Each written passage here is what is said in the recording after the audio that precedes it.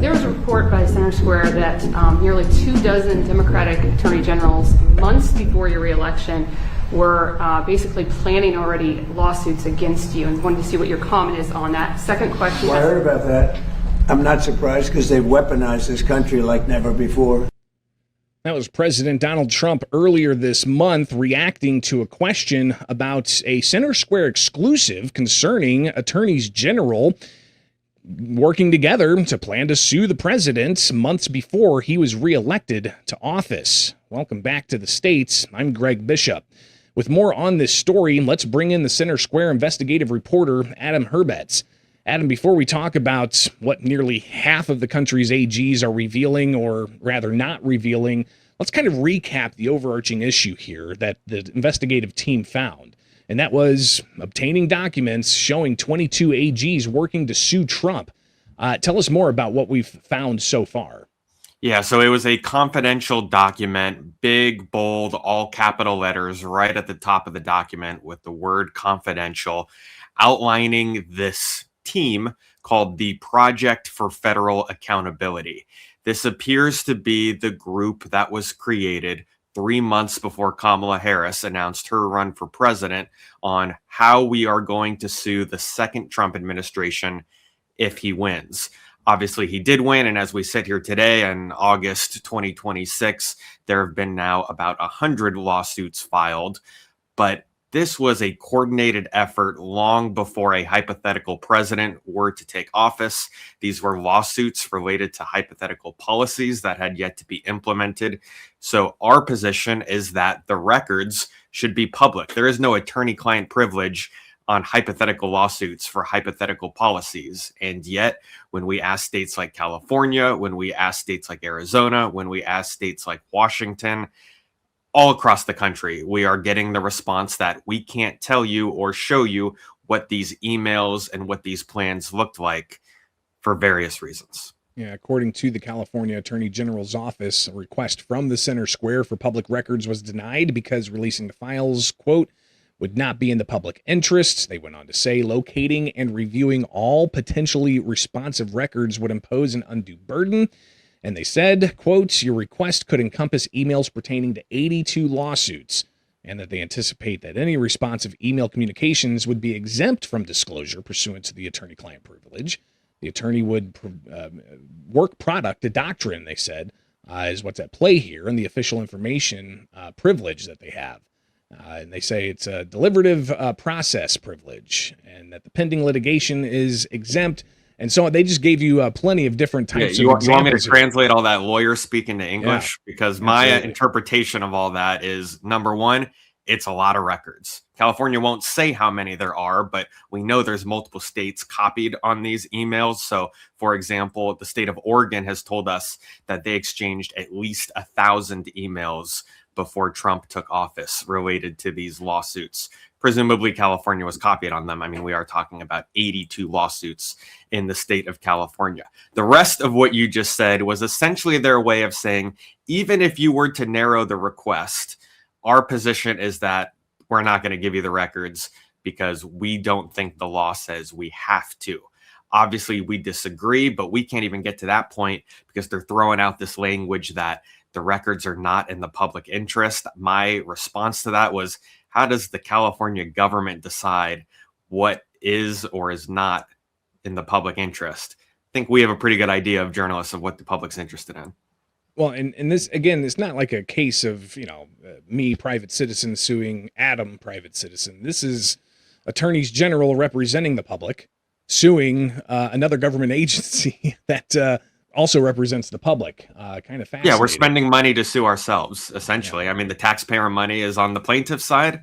The taxpayer money is on the defendant's side. The government. Don't forget about that third side as well. We're funding the courts. Now, Adam, you've got 22 different attorneys general that you're requesting documents from. And here's just another sampling of attorneys general not releasing records. Nevada, they said files cannot be released because the requested records are protected by common interest privilege. Maryland said release of emails or attachments would be contrary to the public interest. Colorado said to cough up $61,000 for records. Yeah, $61,641. What if we pay that? Great question, because last time I tried to request records from the Colorado Attorney General, they were quoting us about $290.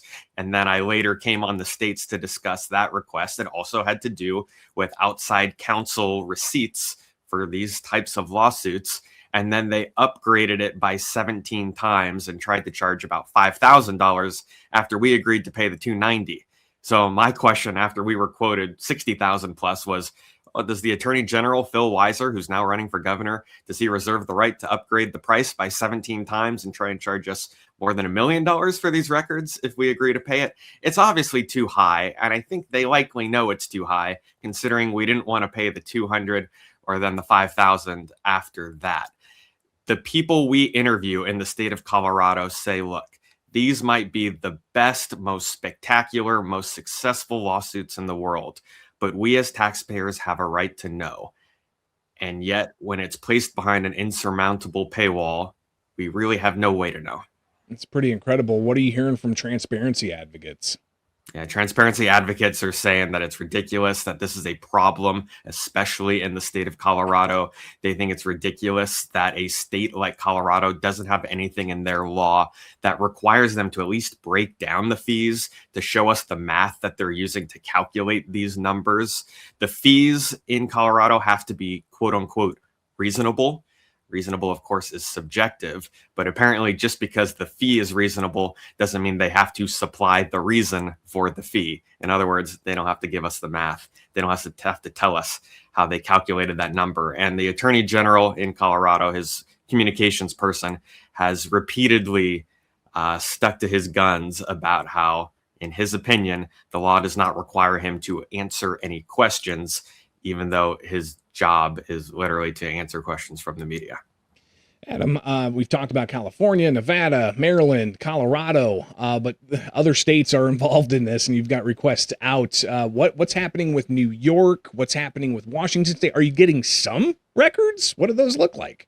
Yeah, so other members of our team in those areas of the country, Washington has been getting some emails. However, they are extremely redacted. We're talking about big pages full of just black text that you can't read.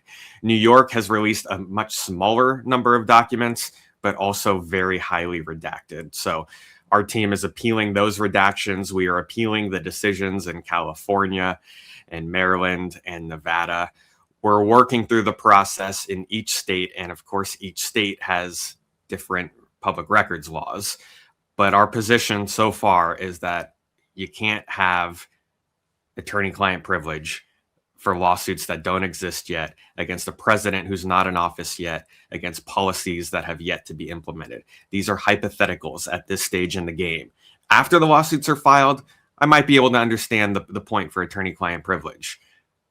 But as we sit here in 2024, 3 months before Kamala Harris even announced, 9 months before Trump took office, these are hypotheticals. You got to release the records. Again, yeah, that's a 9-month time frame there where there's been no official lawsuit filed. It's just some attorneys general going back and forth and documentation that the investigative team is looking for.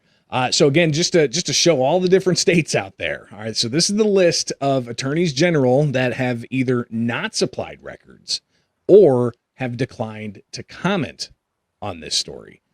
Adam, it might take a minute for this list to animate on your screen because it's most of the states. Washington, D.C., of course, is in there as well. It looks like the Attorney General in Washington, D.C. might have been the one who drafted this document and got the others to sign. Hawaii was the only state that signed after Trump took office. The others have either filed a lot of lawsuits and we don't have any evidence yet that they signed, or we know that they signed because we literally see their signatures and the date next to it.